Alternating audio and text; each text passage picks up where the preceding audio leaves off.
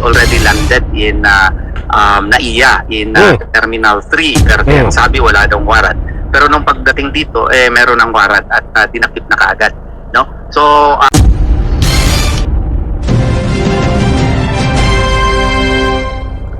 ito, mga kaibigan, kapapasok pa lang na mainit na balita. Itong pag-abang sa airport kay Senador Bato at biglang pagdakip. Alright, welcome back to my YouTube channel. I'm Andy's Vlog.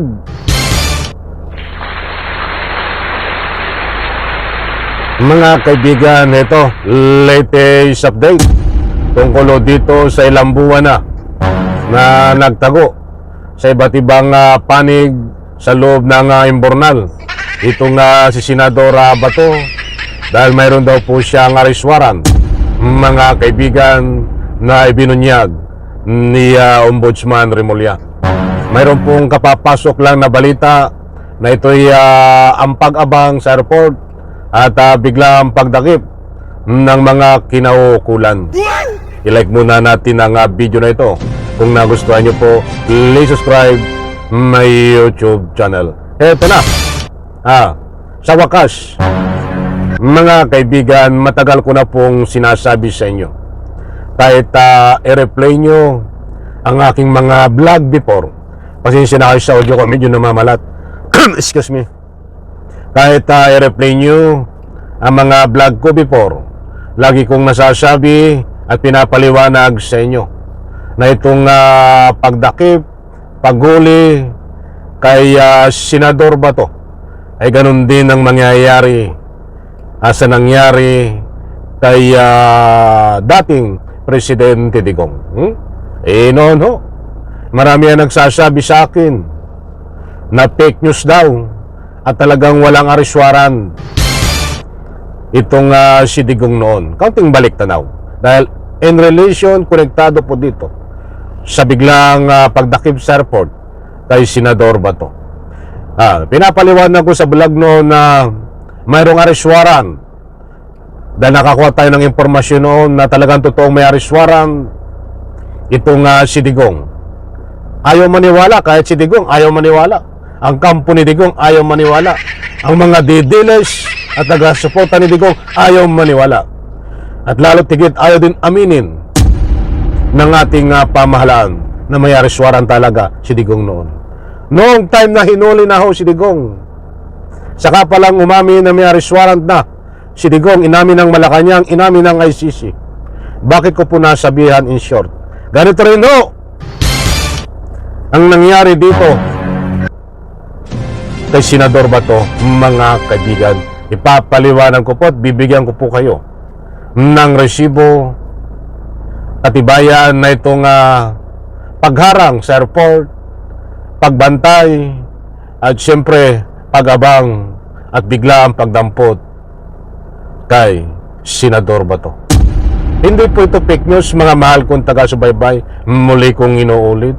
Ito ho, kapit mga kaibigan, bibigyan ko po kayo ng anumang resibo na yung sinasabi ko noon ay ito, nagkatotoo na, mga kaibigan. Shoutout po sa lahat. Kumusta po kayo?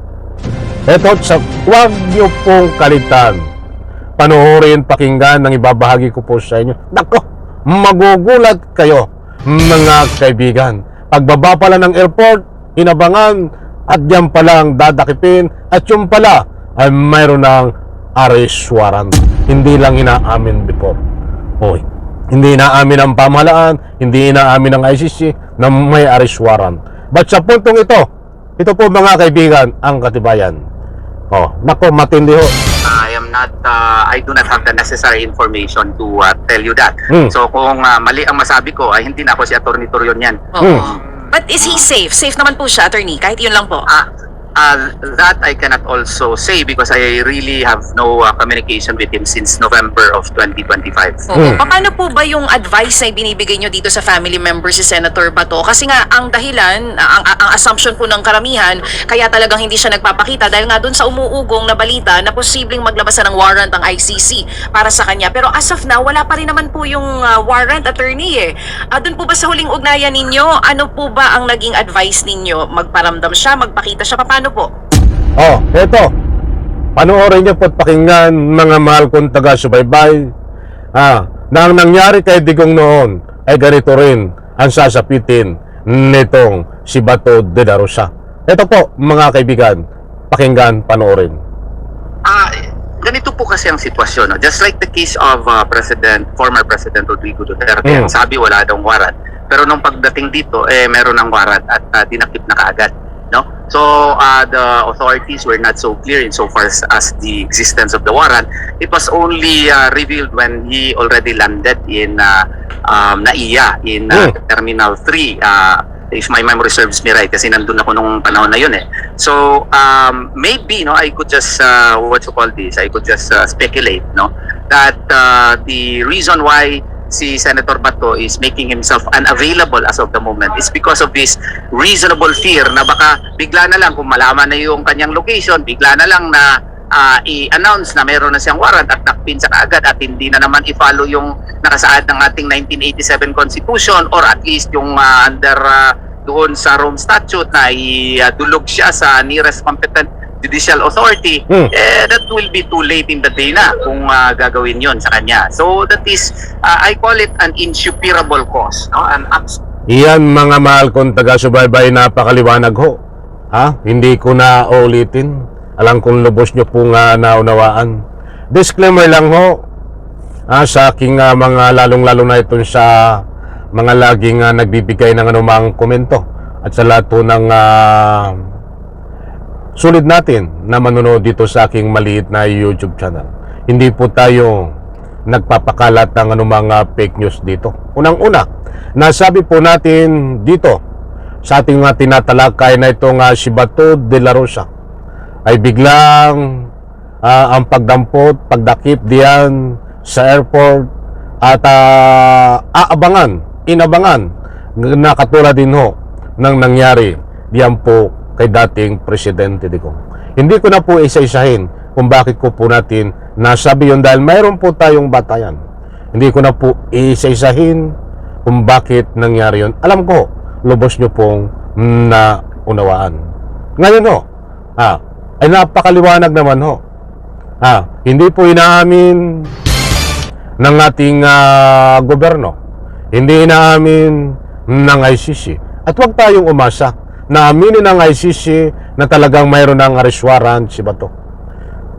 Ngayon, ipaniliwanag naman dyan, kaya si Bato ay ilang buwan na ho nagtatago sa loob ng imbornal. Ilang buwan na ito? Approximately, may 2 buwan. Nang dahil ho dito sa kanyang kinatatakutan ng katuwiran nga nitong si Abogado Torion. Kahit wala pang confirmation ng arrest warrant sa ICC, na kahit wala pang confirmation na talagang mayroong arrest warrant na si Bato. Ang sabi nga niya, alam niya at ang kinakatakot ni Bato at ang nasa isip ni Bato, yung nangyari kay Digong noon diyan sa airport ay mangyayari sa kanya. Kahit ang paniniwala ho ni Bato, yung sinasabing walang arrest warrant, ay mayroong arrest warrant dahilan lang para siya ay lumutang at nang sa ganun sa lalong madaling paghuli sa kanya ng mga kinaukulan upang dalhin diyan po sa dahig Netherlands at ikulong. Maliwanag po, mga mahal kong taga-subaybay. Hanggang ngayon ho, hindi pa nahuhuli si Bato dahil wala daw namang arrest warrant. Batabangan po natin, mga mahal kong taga-subaybay, ayon ho sa nakuha talaga nating impormasyon na kumakalat na talagang itong si Bato ay bilang na ang araw-oras para na sa ganun silbi ang arrest warrant. Abangan po yan at kabang-abang. Sa like ko sa video na ito, bye-bye. Palakpakan.